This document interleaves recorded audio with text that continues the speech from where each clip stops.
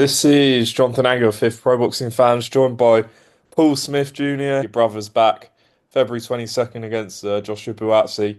Talks to us about the fight. You know, it's obviously a fight people have been wanting to see for a long time. What's your thoughts on it? It's a good fight. It's not like Buatsi. I've always said that. I've made no secret of that. I commentated on his ABA final years ago. I don't know if it was 15 or 16. I can't remember the actual year he won the ABAs. But I commentated on him and picked him out in the Olympics beforehand. And there was a few prospects going to the Olympics. There was a few people who people assumed were going to get medals. And I picked him out to have a good games. And he did. He got a bronze, if I'm not mistaken. Good fighter, being away. Not under the radar as such. He's been away over in Oakland with Virgil Hunter for a while now training. I can see some improvements with him, but I can also see a lot of things that Callum can capitalise on. But everything with Buatsi and Callum, I'm sure will be from places of respect. But once they get in there, they'll respect each other, but they'll be knocking lumps out of each other, trying to become light heavyweight champion of the world and holding a version of that. I think once the big fight's done, the belts could fragment. I think they already are with the IBF the way they are. And it's a big opportunity for Callum to become a two-weight world champion, which is all he's wanted to do. He said and made no secret of it. The money isn't motivating him; it's the titles. I think obviously Buatsi is very hungry to become a world champion, but there are different stages in the career. Some would say a crossroads fight. Probably fair to say that as well, to be honest with you, given the ages and the stages they're at in both the careers. But whenever everyone has mentioned in the past the domestic light heavyweight, it's always frustrated me a little bit, and I'm pretty certain it's frustrated the life out of Callum when he's listening to people suggest that like the likes of Anthony Yarde and Buatsi would maybe beat him in a couple of years ago when he was world champion and when he was at the top. Um, when he just come up to light heavyweight games, sorry, division, sorry, and I think this is a chance to sort of to show that. I think Buatsi is the best out of the other domestic British light heavyweight. I'm not saying domestic in any form of disrespect either, by the way. The domestic division in the light heavyweight is a hot division. Lyndon Artur, Anthony Yarde, Buatsi, there's a few others coming through behind him, but I've always felt that Callum is the number one out of them, and I think on February 22nd we'll get a chance to prove that. And your thoughts on that main event between Beterbiev and Bivol, the rematch? So in the last one, I felt that just did enough. I felt he was the smarter fighter in there. I felt he was a lot more efficient. I can see why it went to Beterbiev, and I had no complaints at all on the night. It wasn't a tough fight to score, but there was a couple of rounds in there what were quite close. If you give them both to Beterbiev, you've got that score. If you give them to Bivol, you've got the other score. Again, no complaints on it. Great fight, unbelievable fight, and a proper chess match, a proper high level fight with two quality operators.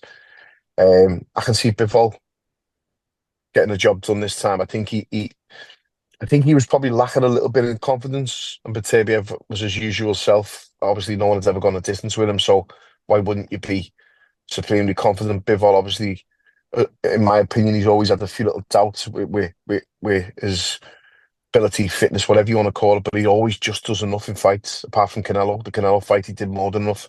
But when I've watched him, he's always just done enough to win each round and just left a lot in reserve. I think now he knows if he takes the reins off, he can let it all out and he'll have more than enough in the tank. I saw Beterbiev after about 6 rounds. I heard Mark Ramsey in the corner screaming to him, "You're not tired, you're not tired." So obviously he's telling the trainer that he's feeling the pace in the fight, and being the age that he is, forget the condition that he's in, but the age that he is, that will probably come into play sometime. And you know what it's like with fighters, they just age overnight, and it's like they've completely aged overnight when they're in there. I'm not saying that'll happen this time, but I fancy Pitbull. Mm. Two more, Dubois and Parker. What's your thoughts? Who wins? Dubois has been really good recently, and I've criticised him probably more than anyone in the country for the performances that he put in before he won the title, or he won the interim, and rightly so, and I stand by them all the time. But the fight against AJ really impressed me. He impressed me before that as well. The fight before that, and he's got a good chance to beat a good name in Joseph Parker. But I like Joseph Parker. I think he's a good fighter, but ultimately I do think he'll be caught. And I'm probably for the first time in my life going to pick Dubois to win. And lastly, next Saturday in Riyadh, the rematch between Fury and Usyk. AJ said he feels that Usyk will win again in a close fight. What's your thoughts? Do you agree with that, or do you think Fury pulls it off? I think again, this is another one of them fights where timing will come into it, and I think after Ngannou, after the last Fury Usyk fight, I think maybe we've seen Tyson's best days, and I'd love him to do it. I really listen. I really like Usyk. How could you not?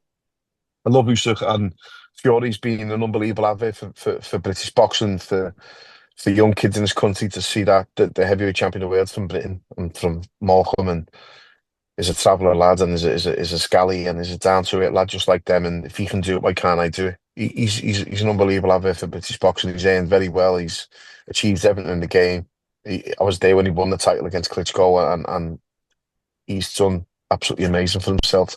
He still could win this fight. I still think that he's got it in the tank to do it, but I just think Usyk is too good, and I think every hurdle that he's faced, he's overcome, and every time he's done it, he does it with class, and not just in the ring and his ability. I mean, how he is as a person, how he is outside the ring. And I'm not a Usyk fanboy, but I can't see Fury finding an answer for what I saw in the first fight, and he's going to have to have worked really hard in the gym, tactically, technically, not just physically. And I'm not sure if that stuff is happening in the gym anymore at this stage. And I don't blame any of them. I don't know how any of them are getting out of bed and getting in the ring and fighting against the likes of Usyk, Dubois. I'm talking about Joshua as well here.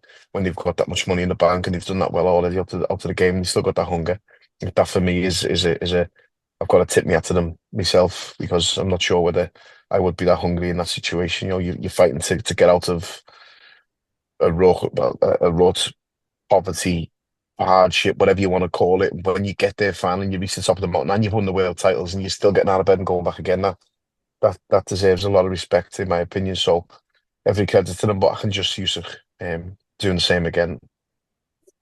Fair enough. Well, Paul, appreciate your time. Obviously, best of luck with this Global Fighters Union, Thanks, GF Jonathan. Appreciate it, mate. Thank you very much. launching in January, and I'll speak to you soon.